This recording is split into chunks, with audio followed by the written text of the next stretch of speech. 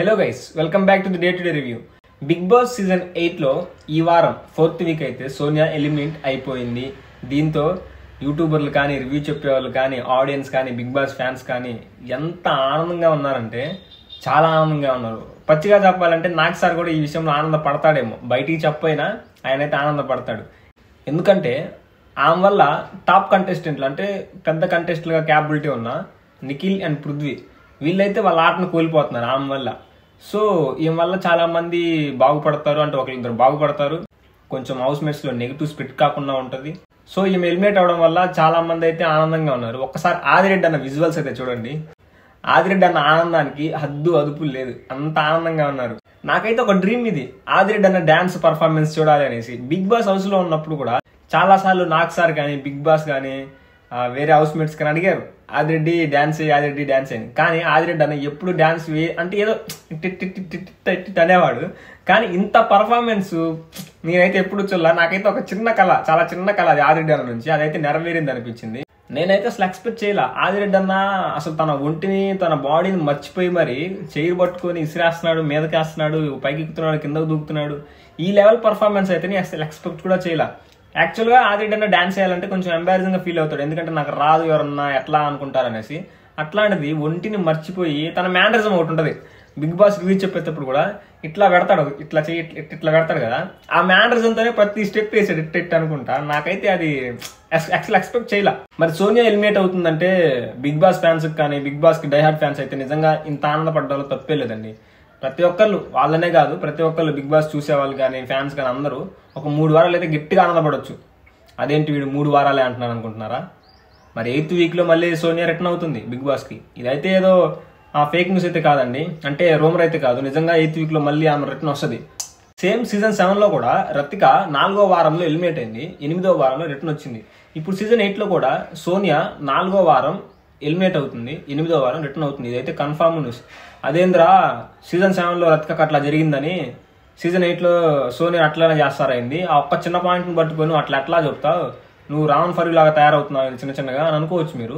But ఇక్కడ అది కాదు మ్యాటర్. అంటే ఆ ఒక్క పాయింట్ మీద నేనైతే మాట్లాడలేదు. బిగ్ బాస్ లో కొన్ని చర్చలు అయితే జరిగినాయి.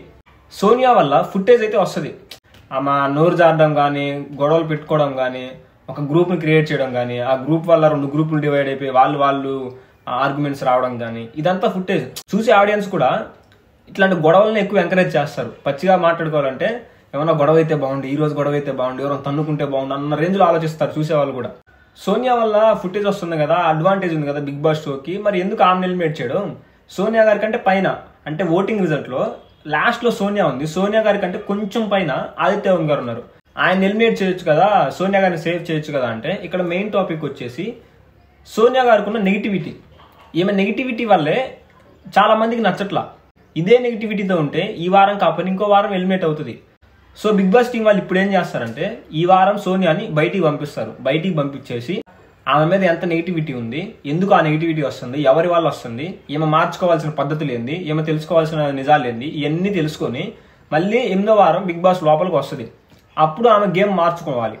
అప్పటికి ఎట్లా నెగిటివిటీ, చిన్నోడు పెద్దోడు, నాకన్నా నా జున్ను అన్నట్టు ఉంది అనుకో, మళ్ళీ ఏం లేదు, ఇంకో వారంలో బయటికి పంపిస్తారు. లేదు ఆమె గేమ్ మార్చుకొని ఆమె ఇండివిజువల్ గేమ్ ఆడితే ఖచ్చితంగా ఆమె వాయిస్ కమాండింగ్ కి, ఆమె తెలివితేటలకి ఖచ్చితంగా టాప్ 5 లోనే ఉండే అవకాశం ఉంటుంది.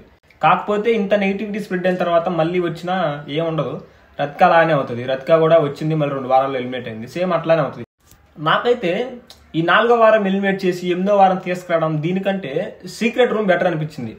సీక్రెట్ రూమ్ ఎందుకు బెటర్ అంటే సోనియాని ఎలిమినేట్ చేస్తున్నట్టు పంపించి సీక్రెట్ రూమ్ లో పెడితే ఆమె లేదు అనుకొని నిఖిల్ మాట్లాడే విధానం అర్థమైంది, పృథ్వీ మాట్లాడే విధానం అర్థమైంది, తోటి హౌస్ మేట్స్ సోనియా పోయింది, నిఖిల్ పృథ్వీ బాగుపడ్డారు అన్నట్టు మాట్లాడుకునే అవకాశం ఉంటుంది. ఇవన్నీ వింటది, అంటే అక్కడ బిగ్ బాస్ హౌస్ లో ఏం జరుగుతుందో అవన్నీ వింటది. ఇవన్నీ వినేసి నెక్స్ట్ ఆ హౌస్ లోకి వచ్చి ఆమె ఆట తీరు మార్చుకునే అవకాశం అయితే ఉంటుంది. సో నాకైతే సీక్రెట్ రూమ్ బెటర్ అనిపించింది. మాక్సిమం సీక్రెట్ రూమ్ పెడితే ఈ వారమే పెట్టాలి, ఎందుకంటే ఇంకా తర్వాత వైల్డ్ కార్డ్ ఎంట్రీస్ వస్తా ఉంటే ఇంక అప్పుడు సీక్రెట్ రూమ్ పెట్టాలన్నా కుదరదు. So maximum very high chances ఈ వారంలోనే సీక్రెట్ రూమ్ ఉండే అవకాశం ఉంటుంది. మరి ఆ సీక్రెట్ రూమ్ లోకి ఎవరు వెళ్ళే అవకాశం ఉంటుందంటే నాగమణికంట వెళ్ళే అవకాశం అయితే ఎక్కువ ఉంటుంది. ఎందుకంటే సోనియా గారి తర్వాత ఎక్కువ నెగిటివిటీ ఉంది మణికంఠకే. అంటే ఎక్కువ మంది మణికంఠ నిన్న 0 అని గుద్దారు. ఆయన అయితే నాగమణికంట అయితే క్లారిటీ మిస్ అవుతున్నాడు, కన్ఫ్యూజ్ అవుతున్నాడు. ఇక్కడ ఏం మాట్లాడానో మర్చిపోతున్నాడు, తర్వాత వేరే వాళ్ళకి వెళ్ళేసి ఇంకొకటి మాట్లాడుతున్నాడు. అంటే ఆ సిచ్యువేషన్ తగ్గట్టు మాటలు మార్చేస్తున్నాడు. సో ఇవన్నీ క్లారిటీగా తెలుసుకుంటాడు.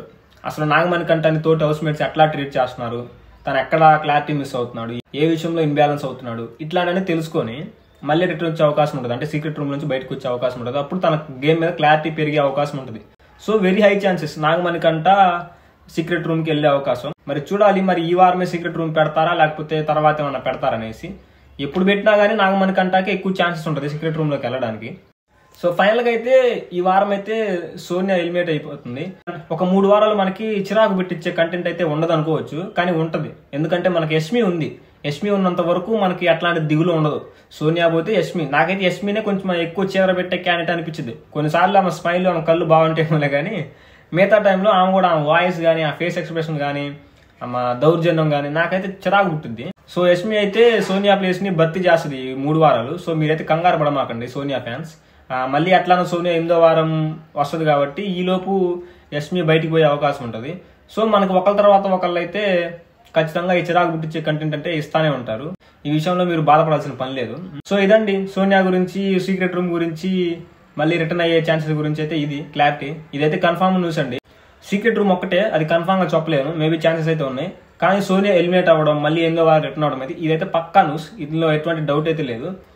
సో అదండి, మీకు ఈ రివ్యూ జెన్యున్ గా అనిపించి నచ్చితేనే ఈ వీడియోకి లైక్ చేయండి. అండ్ ఇక నన్ను సపోర్ట్ చేసి ఎంకరేజ్ చేయాలనుకున్న వాళ్ళు నా ఛానల్ సబ్స్క్రైబ్ చేసుకుని నన్ను కొంచెం ఎంకరేజ్ చేయండి. Thanks for